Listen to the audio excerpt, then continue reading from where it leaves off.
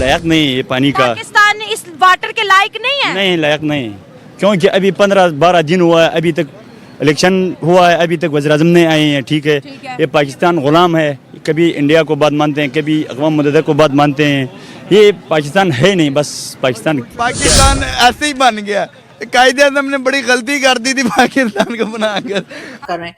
लेकिन हाँ, ये जरूर है कि हम एक इंतजार और कर रहे हैं, और वो है आईएमएफ से पैसे आने का, जिसके लिए उन्होंने ग्रीन सिग्नल जो है वो हमें दे दिया है। जी हाँ, ग्रीन सिग्नल आ चुका है पाकिस्तान की तरफ। अब यकीनन हमें बहुत जल्दी जो है आईएमएफ से लोन भी और मिल जाएगा। $6 बिलियन का बताया जा रहा है। खैर, जो लोग हमें भारत से देख रहे हैं उनके लिए तो खैर 6 बिलियन कोई खास चीज नहीं है, इसलिए कि उससे ज्यादा बजट तो सिर्फ कश्मीर में लगा दिया गया है। लेकिन कोई बात नहीं, हम कंट्री भी तो छोटी है ना, मतलब हम भारत जितना तो हमारा साइज भी नहीं है कि जिससे हम कोई कंपेयर करें, तो हम कंपेयर बिल्कुल नहीं कर रहे। रावी में पानी छोड़ देता है और जनूबी पंजाब सारा का सारा सैलाब की जद में आ जाता है। तो आज बहारन ने वहां पर डैम बना के सारा का सारा पानी आजाद कश्मीर नहीं बल्कि जम्मू कश्मीर को जी सप्लाई किया है। पानी बहारन जम्मू कश्मीर को सप्लाई करेगा, वहां के किसानों को इसका फायदा होगा, लेकिन पाकिस्तान को इस रिवर रावी का एक कतरा भी नहीं मिलेगा। साथ साथ मैं ये भी बताती चलूं कि जो नमस्ते दोस्तों, जय हिंद किंग भारत न्यूज में आपका स्वागत है। दोस्तों, जैसा कि आपने क्लिप में देखा, आतंक का पनाहगार पाकिस्तान के लिए भारत अब एक और मुश्किल पैदा करने वाला है। गले तक कर्ज में डूबा पाकिस्तान अब पानी के लिए तरस जाएगा। पाकिस्तान जाने वाली रावी नदी के पानी को भारत पूरी तरह से रोकने की तैयारी में है। मीडिया रिपोर्ट्स में यह दावा किया गया है कि शाहपुर कंडी बांध बनकर तैयार होने के बाद पाकिस्तान जाने वाला रावी नदी के पानी को पूरी तरह से रोक दिया गया है। टाइम्स ऑफ इंडिया की रिपोर्ट के मुताबिक पंजाब और जम्मू कश्मीर सीमा पर स्थित शाहपुर कांडी बैराज के जरिए रोका जाने वाला 1150 क्यूसेक पानी अब कश्मीर के कठुआ और सांबा जिले के लिए इस्तेमाल होगा। इस पानी के जरिए 32,000 हेक्टेयर जमीन की सिंचाई की जाएगी। इससे सालाना 852.73 करोड़ रुपए का सिंचाई और बिजली का लाभ भी होगा। यह प्रोजेक्ट शाहपुर कंडी डैम से छोड़े जाने वाले पानी को नियमित करने में मदद करेगा। जम्मू कश्मीर सरकार को इस प्रोजेक्ट पर एक पैसा भी खर्च नहीं करना है। यही नहीं, नए समझौते के मुताबिक जम्मू कश्मीर को जितने पानी की भी जरूरत होगी वह बांध से ले सकेगा। शाहपुर कंडी डैम परियोजना जम्मू कश्मीर की 80% भूमि पर बनाया गया है। दोस्तों, वीडियो को आगे बढ़ाने से पहले एक छोटी सी रिक्वेस्ट, प्लीज हमारे चैनल को सब्सक्राइब करें, लाइक करें और शेयर करें। तो आइए वीडियो को आगे बढ़ाते हैं। कर रहे हैं। लेकिन हाँ, ये जरूर है कि हम एक इंतजार और कर रहे हैं, और वो है आईएमएफ से पैसे आने का, जिसके लिए उन्होंने ग्रीन सिग्नल जो है वो हमें दे दिया है। जी हाँ, ग्रीन सिग्नल आ चुका है पाकिस्तान की तरफ। अब यकीनन हमें बहुत जल्दी जो है आईएमएफ से लोन भी और मिल जाएगा। $6 बिलियन का बताया जा रहा है। खैर, जो लोग हमें भारत से देख रहे हैं उनके लिए तो खैर 6 बिलियन कोई खास चीज नहीं है, इसलिए कि उससे ज्यादा बजट तो सिर्फ कश्मीर में लगा दिया गया है। लेकिन कोई बात नहीं, हम कंट्री भी तो छोटी है ना, मतलब हम भारत जितना तो हमारा साइज भी नहीं है कि जिससे हम कोई कंपेयर करें, तो हम कंपेयर बिल्कुल नहीं कर रहे। हमारे लिए 6 बिलियन भी बहुत है। हम तो 1 बिलियन के लिए नाक रगड़ रगड़ के हमने अपनी नाकें छोटी कर ली है। लेकिन ये है कि चले 6 तो मिल ही रहे ना, बाकी भी लोग करेंगे। अभी तो साल शुरू हुआ है, अभी तो पार्टी शुरू हुई है, अभी तो हम मांगने के लिए निकलेंगे। अभी गवर्नमेंट आएगी ना हमारी, उसके बाद देखिएगा कि कभी शहबाज शरीफ साहब कहीं जा रहे होंगे और कभी शहबाज शरीफ साहब कहीं जा रहे होंगे, और फिर कहेंगे कि आप ये मत समझिए मैं मांगने आया हूँ। वो तो आपको याद ही ना, उनका बड़ा मशहूर किस्म का उनका डायलॉग है, जो वो कह रहे थे कि मैं मांगने नहीं आया हूँ, लेकिन क्या करूं, मजबूरी है।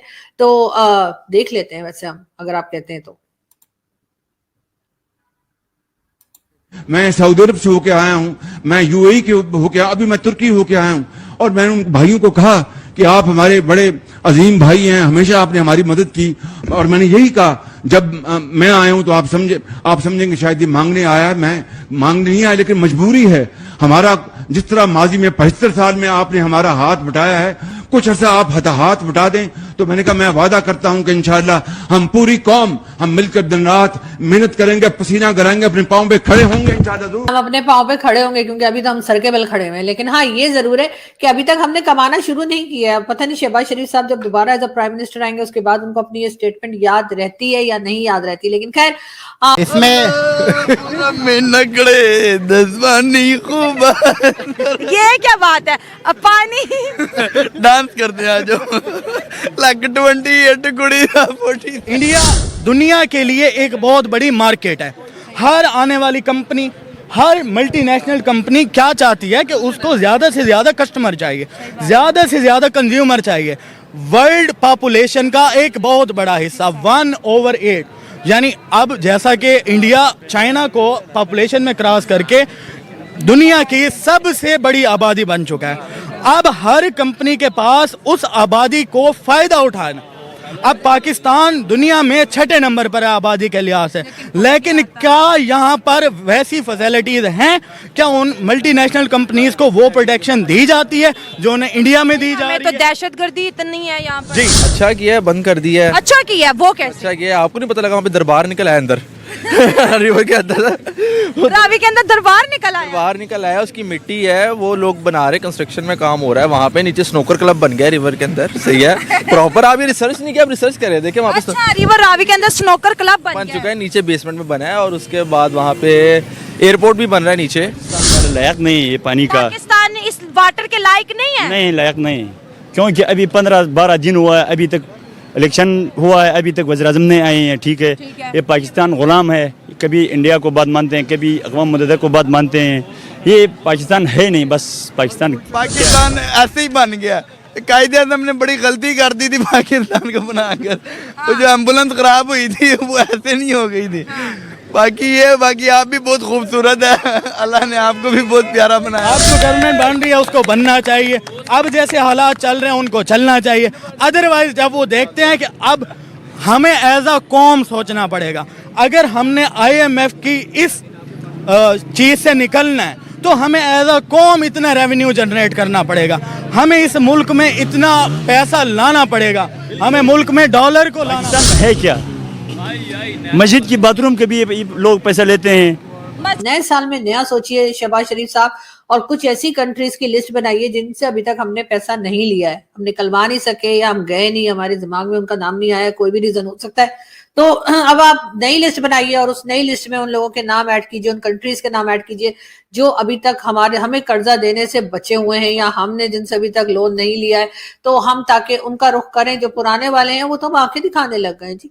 हाँ देखो जरा, अगर थोड़े दिन हमने उनसे पैसे मांग लिए और उसके बाद हमने वापस नहीं किए और हमने कह दिया कि दे देंगे, भाग नहीं रहे, तो इस बात पे जो है वो मतलब नाराज हो जाते हैं वो तो। और चले जो काफिर कंट्रीज हैं, जैसे कह लें अमेरिका हो गया, चाइना हो गया, या कोई और ऐसी कंट्री जो यूरोपियन कंट्री से अगर हम कुछ लेते हैं तो वो तो फिर भी कुछ आंखों में उनके लिहाज होता है, लेकिन ये इस्लामिक कंट्री वाले, सऊदी अरब वाले तो ये कहा जाते हैं एकदम खाने के लिए। लेकिन खैर कोई बात नहीं, बड़े बड़े देशों में ऐसी छोटी छोटी बातें होती रहती हैं। और साथ ही जैसे मैंने कहा कि कुछ नई कंट्रीज के नाम भी आप लोग भी सोचिए, मेरे ऑडियंस से भी मेरी रिक्वेस्ट है, प्लीज आप लोग कुछ नाम सोचिए और हमें बताइए कि कौन सी ऐसी कंट्रीज हो सकती है जिससे पाकिस्तान ने अभी तक कर्जा नहीं लिया है, ताकि हम उनके पास लोन मांगने के लिए जाएं। वैसे तो पड़ोस में भी इलेक्शंस हो रहे हैं, आपको तो पता ही है ना पड़ोस में किसका जिक्र कर रही हूँ। हाँ, तो हो सकता है कि वहां तक आवाज चली जाए मेरी, हो सकता है किसी वक्त मोदी जी मेरा वीडियो देख लें और कहें चलो इन्हें भी कुछ 2-4 या 10-12 बिलियन डॉलर दे देते हैं, इसलिए कि वैसे भी आप लोग जो है वो आगे जा रहे हैं और 2027 में भारत जैसे कि कहा जा रहा है कि वर्ल्ड थर्ड लार्जेस्ट इकोनॉमी बन जाएगा, तो इतना पैसा लेके क्या करेंगे? तो थोड़ा पैसा हमें भी दे दें, दुआएं मिलेंगी और दुआओं से कहते हैं बहुत सारी प्रॉब्लम्स हल हो जाती है। तो हो सकता है आप लोगों की कई प्रॉब्लम्स हैं हमें पैसा देने से सॉल्व हो जाए।